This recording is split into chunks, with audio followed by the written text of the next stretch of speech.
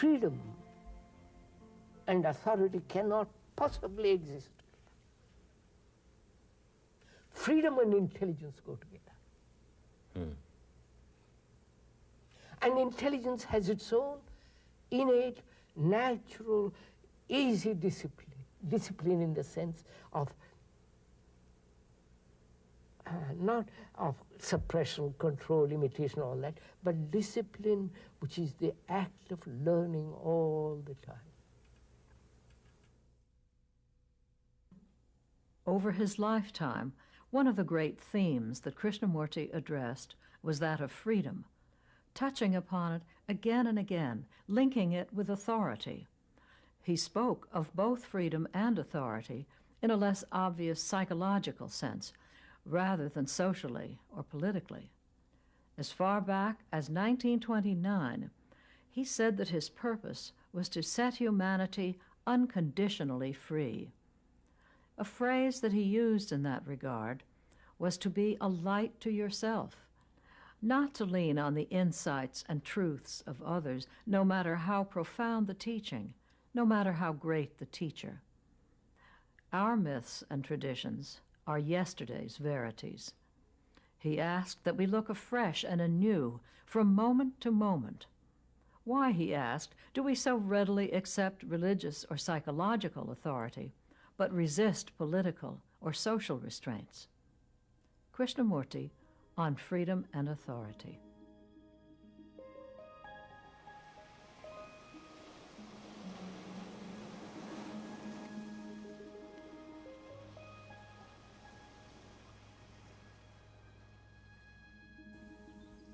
So please, as the speaker puts into words, examine that which he says for yourself. Because doubt, skepticism is a great purifier.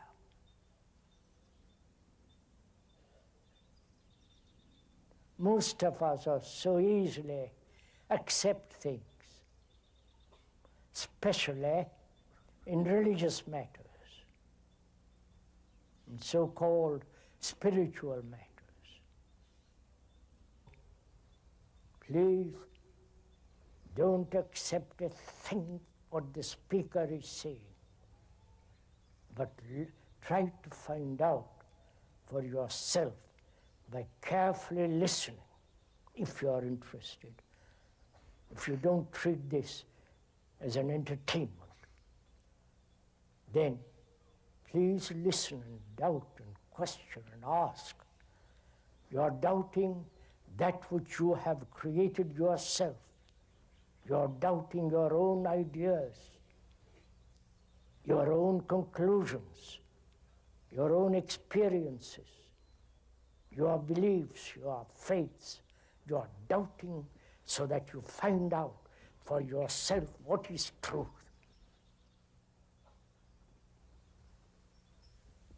Truth demands a free mind, a mind that is completely free.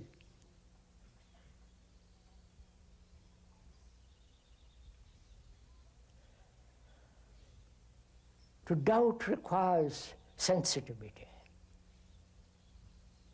If you doubt everything, then this becomes rather stupid. But to doubt with light hand, with a quick mind, with subtlety, then the doubt brings about clarity, energy. And we need energy to go into all these problems, to resolve them.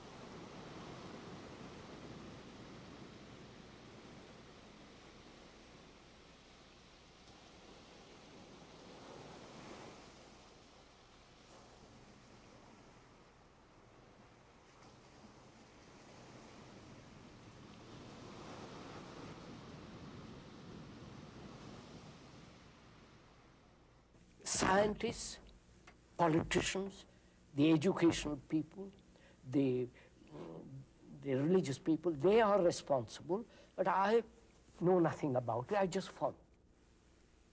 That's the general attitude right through the world. Oh, yes. Oh, yes. I make myself irresponsible. By delegating responsibility to you, I become irresponsible. Whereas now we are saying, nobody is responsible except you.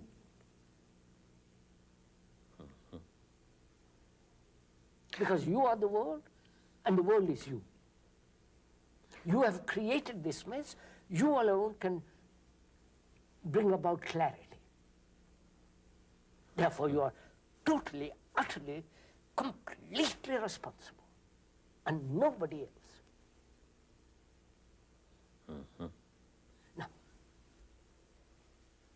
that means you have to be a light to yourself. Not the light of a professor or an analyst or a psychologist or the light of Jesus or the light of the Buddha. You have to be a light to yourself in a world that is utterly becoming dark. That means you have to be responsible. Now, what does that word mean? It means really to respond totally, adequately to every challenge.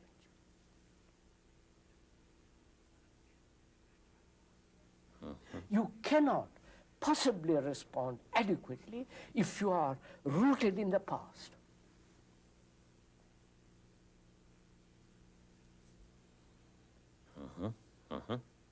Because the challenge is new. Otherwise, it's not a challenge.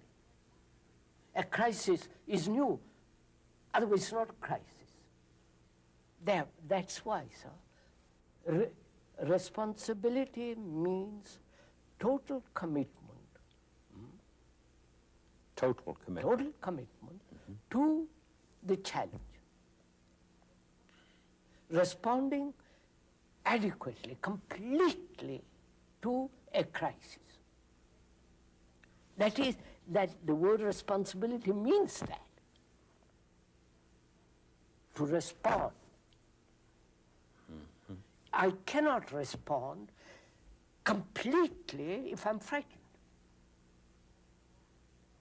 Or I cannot respond completely if I'm seeking pleasure.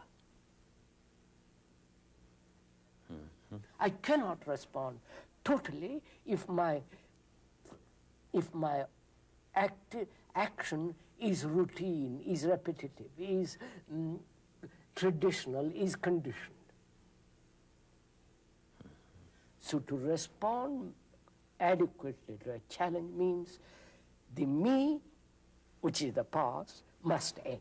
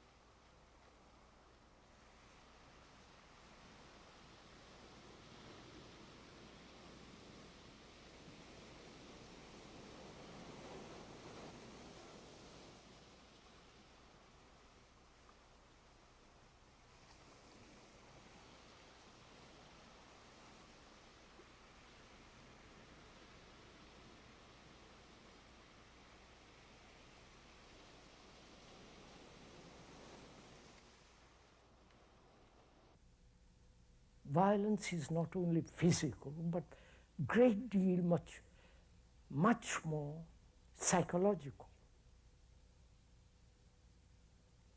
When I conform to a pattern, when I'm being allowed to be programmed. Understand? when you tell me what I should do, because for the good of my soul or my psyche or whatever it is, and you become the authority. So when I accept authority, there is violence. Right? Psychological authority, of course. There is the authority of the computer,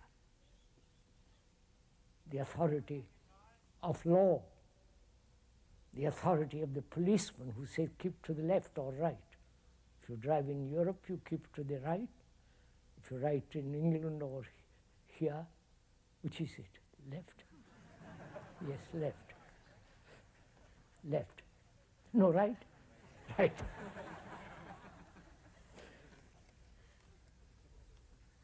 I haven't driven lately.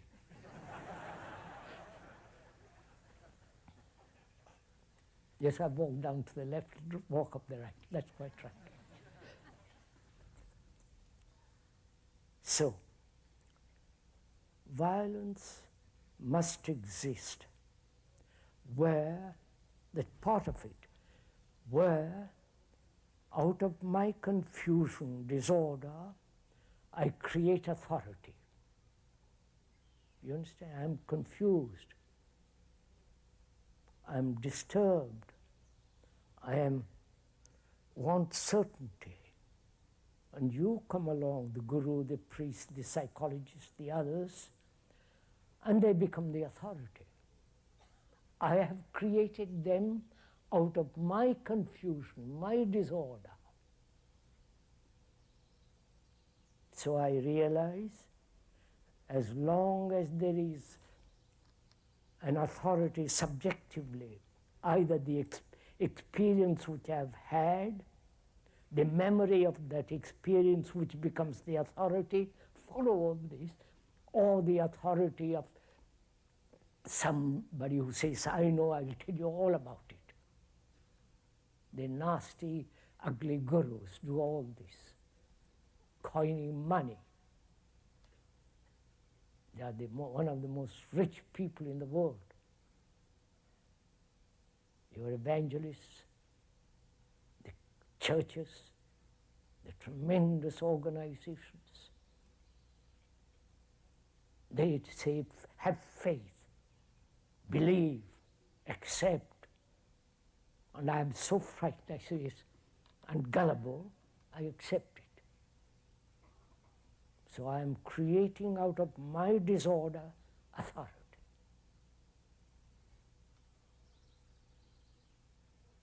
If there is order, there is no authority. Because I behave properly, not according to a pattern. So, one of the causes of conflict, disorder, is psychological acceptance of authority. That means, can one live without a single ideal, single authority, so that one lives in great order now, not tomorrow.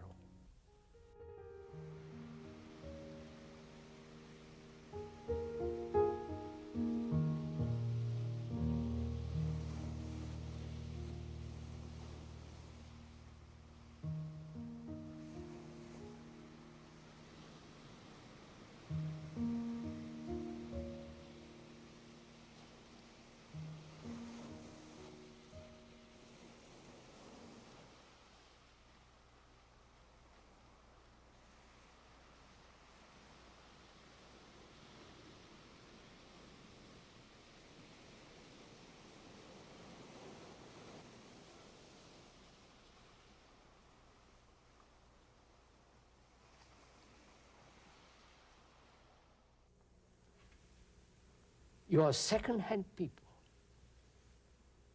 Don't pretend you are not. You're second-hand, sloppy, shoddy people. and you are trying to find something that is original, God is, the reality is original. It's not colored by all the priests in the world. It's original.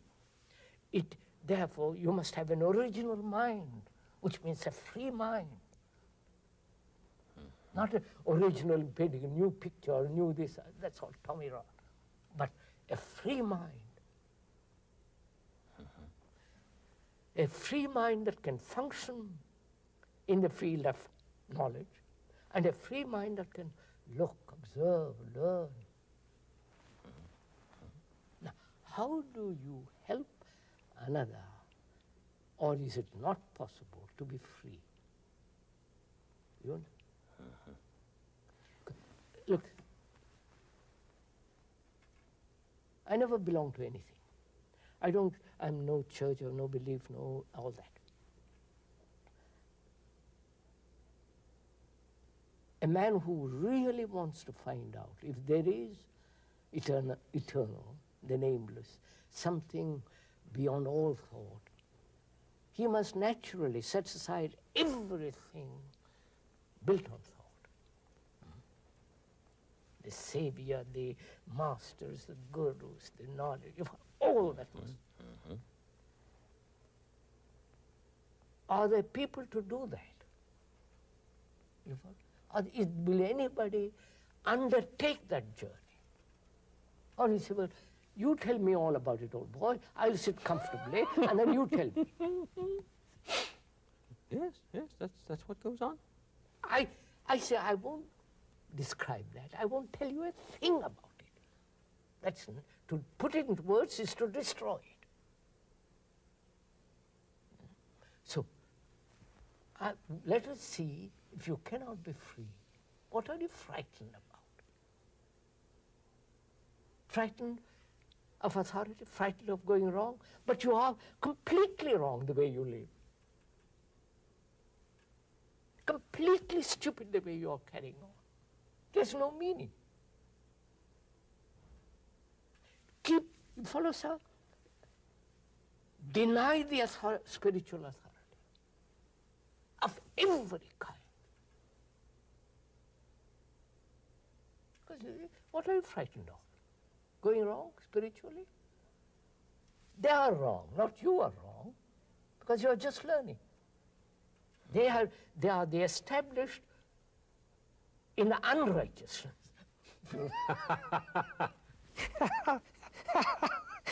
It's beautiful. Yes. And so why do you follow them? Why do you accept them? They are degenerate. And can you be free from all that? So that your mind, through meditation, which we'll discuss perhaps another time, what it means to be free, what it means to wipe away all the things that people have put on you. You understand? So that you are innocent. Your mind is never hurt, is incapable of being hurt. That is what innocency means. And from that, inquire, let's take a journey from there. You follow, sir? From this sense of negation of everything that thought has put together. Because thought is time. Thought is matter. And if you are living in the field of thought, you will never, there will be never freedom. You follow, sir? Unless this is told, repeated, shown to them. They can talk endlessly about books. This comes first. Then you can read the books.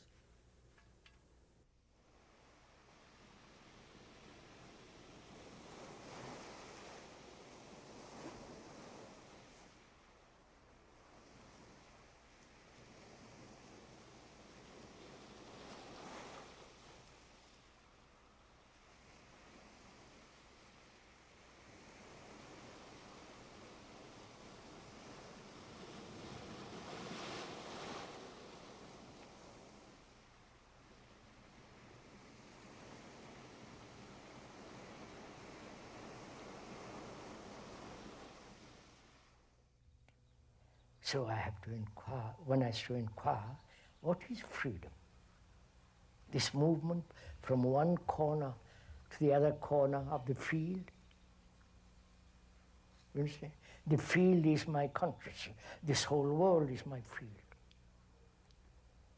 And I move from one corner of this field, psychological field, to another corner, and I call that freedom. Or I choose to move south instead of north, and I call that freedom. So I call choice freedom. I'm a Democrat, I choose to become a Republican. But it's the same movement. We're silly enough not to see that. So, is that freedom? You're following all this? Does choice bring about freedom? Or, where there is choice, there is no freedom.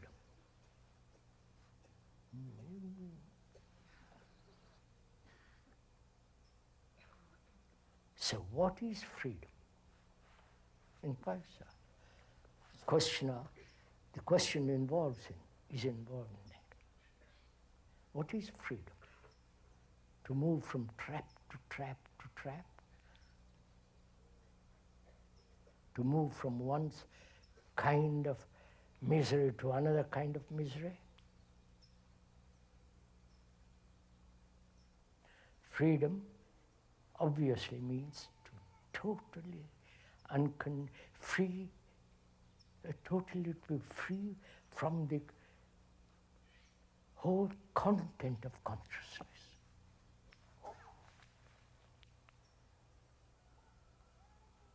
You see? The problem of content of one corner is different from another corner, but it's in the same field. And we separate the problems, but it's one problem. You understand? I want to. All problems are interrelated. That's clear. My sexual problem, my problem of earning livelihood, my problem of God. It's all one movement of this everlasting search for something or other, of becoming.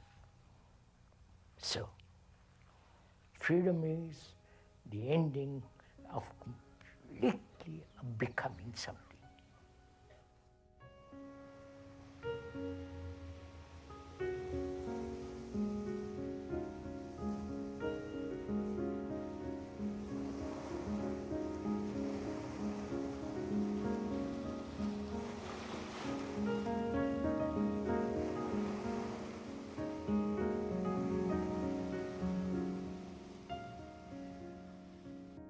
What is the importance of authority? That is, the word authority, as you know, means the one who originates. Author. Author, of course. Yes. And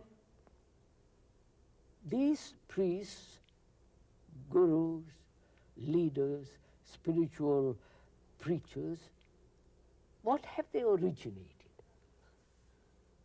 They are repeating tradition, aren't they? Oh, yes. Precisely. And tradition, whether it's from the Zen tradition, the Chinese tradition, or Hindu, is a dead thing. And these people are perpetuating the dead thing. What is behind this acceptance of authority?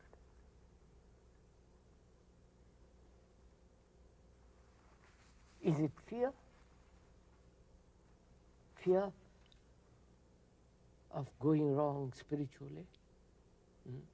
Of not doing the right thing in order to gain enlightenment, knowledge, the super consciousness, whatever it is? Is it fear? Or is it a sense of despair?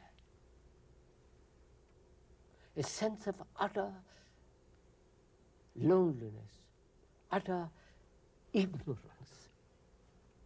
I'm using the word ignorance in the deeper sense of the word. Yes, I follow. Which makes me say, there is a man there who says he knows, I'll accept him. I don't reason. You follow, sir? I don't say, what do you know? We accept where there is ignorance,